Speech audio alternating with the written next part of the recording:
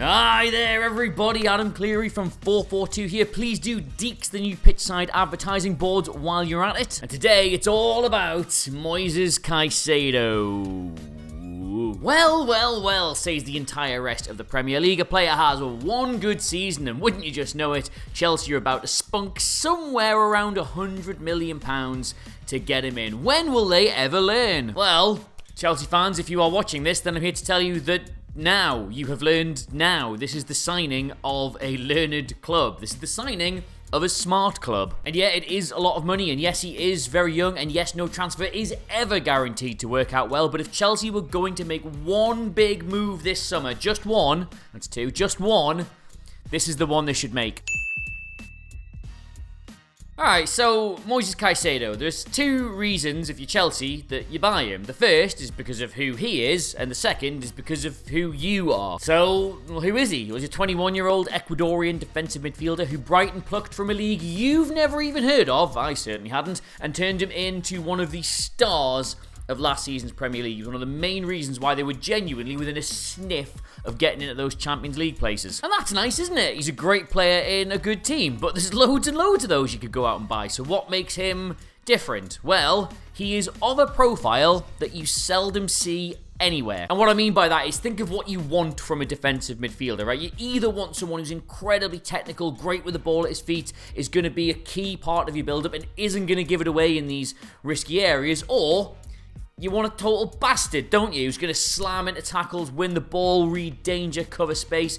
One of those two things you want, right? And the reason someone like Caicedo is rarer than rocking horse shit is because he's both. And not just he's really good at one and can do a bit of the other if needed. If you sort of like worked out who the best players in the league were at both of these roles, he'd be pretty near the top of both of them. Like, genuinely, elsewhere in the league, there's only really Rodri at Man City who posts comparable numbers in terms of his defensive contribution and his role in the build-up. Like, these players don't come along very often, so when they do, they're very spenny. If we just take a quick little look at his frankly astonishing FB ref profile here, you'll see that he wins the ball loads, and not just in his defensive third, but he wins it all over the pitch as well. He's virtually impossible to dribble around, he intercepts the ball really well, but look at the number of errors he's making, how low that is. That's even more impressive if you look at how Brighton used to build out from the back last season. Where possible, he was almost always the first pass out of defence, and because of the way Brighton like to invite teams on, as you can see here, he is always receiving the ball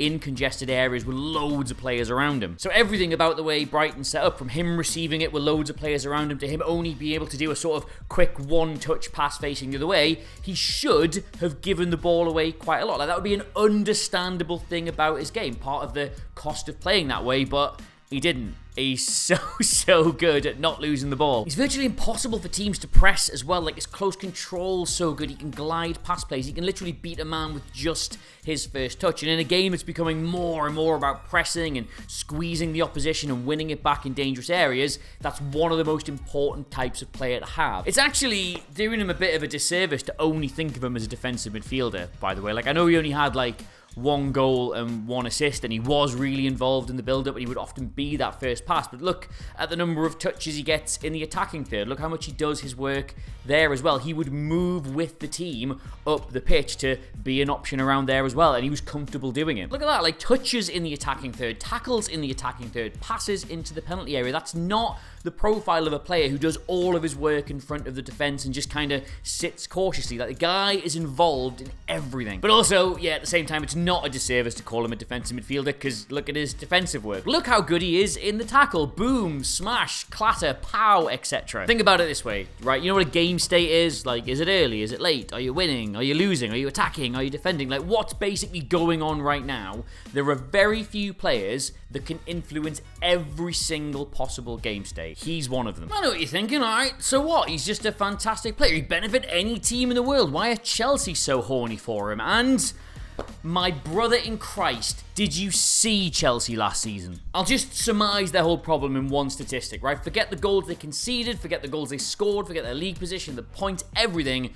Just look at the number of times they made a mistake that led to the opposition having a shot. It was second in the whole league for that. They were a sloppy shop. And I don't actually blame the players too much for that. Like, first Tuchel was there and he was trying to get them to do one thing, and then Potter came in, he tried to get them to do another thing, and then another thing, and then another thing, and then another thing every single week until he left, and then Frank Lampard came in and he didn't seem to know what to do with them. So you can't really blame the players too much. One thing they definitely didn't have over the course of the season, which Brighton obviously did, was a very clear, very defined, very well rehearsed, very well practiced, very well drilled tactical system. They had virtually no consistent build-up at all. So even just as a first port of call, getting someone in like Caicedo, who as we've seen makes virtually no mistakes in this area of the pitch whatsoever, will massively improve that for them. The thing is, if you're Chelsea, the main reason you buy Moises Caicedo isn't actually Moises Caicedo. It's Enzo Fernandez. What was it, like £100 million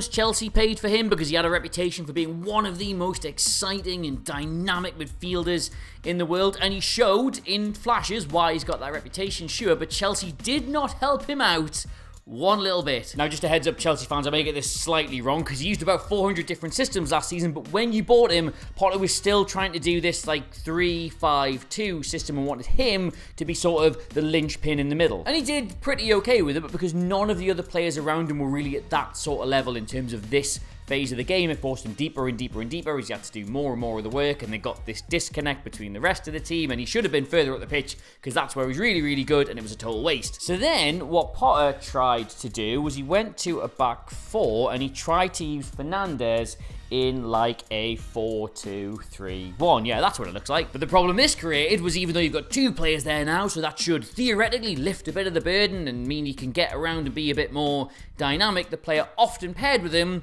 was Ruben Loftus-Cheek. Now, I quite like Ruben Loftus-Cheek, but if I am an opposition manager and the other team are playing a double pivot of Ruben Loftus-Cheek and Enzo Fernandez, and I can only really mark one of them out of the game, I'm going to mark Enzo Fernandez. And that meant, again, because Loftus-Cheek wasn't on his level in terms of that kind of build-up, that Fernandez had to drop deeper and deeper and deeper to escape as markers and didn't solve any of the problems at all. And then when Frank Lampard came in, what he really wanted to do was sort of play a 4-3-3 with like Gallagher or whoever, and Enzo was one of the 8. Kante in that sort of pivot role because he's obviously a better defensive player, but the problem is Kante's great in that role, but the game is sort of catching up with him. Pressing's a bigger thing now. He's not that good on the ball, certainly compared to Fernandez. So that meant that either Fernandez had to drop deeper and deeper and deeper to join him, or when he couldn't even field Kante because he was injured, he played there. And because they've now got 5 players in front of him and sort of very attacking fullbacks, he was still, again, pinned in this really deep area. So the reason you buy Moises Caicedo is because it would let you use Enzo Fernandez the way you should really use Enzo Fernandez. So none of us have any idea how Pochettino's going to set Chelsea up, but if he uses a 4-2-3-1, which he loved at Spurs and did still use at PSG,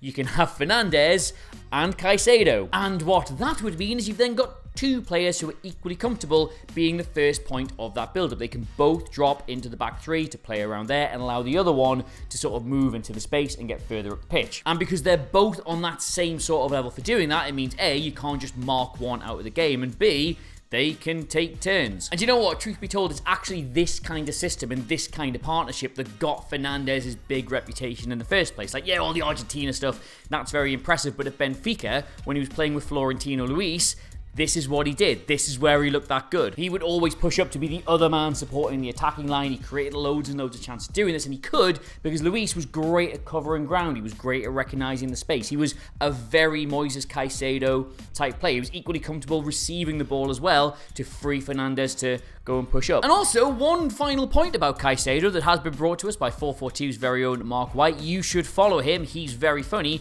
Is that Caicedo can also play as an emergency right back. Now, so what? You might be thinking loads of players can play in emergency roles, but think about how popular box midfields were last year. The ability to bring someone out of the defensive line and have them make up a nice square 4 in the middle of the pitch. John Stones was very good at that by coming out of centre-back to do it, or alternatively Alexander Zinchenko. He would come over from left-back to do it, so what's to stop Chelsea, with Caicedo in the team, doing the exact same thing. Now, I don't think that is how they'll play, but that is a very, very good option for them to have at the minute, especially if Reece James, for example, got injured for a while. So yes, to surmise, Caicedo doesn't just solve several of the problems Chelsea have right now because of his versatility both positionally and in different phases of the game. He actually solves several of the problems they're likely to have in the future. So yeah, if you've got 80, 90, 100 million quid, that's probably pretty good justification for spending it. Not like their usual approach, which is just, look at him, Mr. Bowley, he can run real fast and he's got all them pretty tattoos. But yes, there you go. If you have enjoyed this video, please do consider subscribing to 442 here on YouTube. We're going to be doing this all next season, and the more of you are here, the more fun it's going to be. In the meantime, though, you can get me on Twitter, Threads, Instagram at Adam Cleary, Clery. I'm absolutely everywhere, and so is 442 at 442. In the meantime, though, thank you so much for watching. The latest 442 is available to newsagents for, I think, one more day before the new one drops later this week, so please do go out and grab that if you haven't already. What a good read it is, in my opinion. But until next time, this has been 442. I've been Adam Cleary. I've said all that already. And goodbye. Goodbye. Great bye. Them pretty tattoos.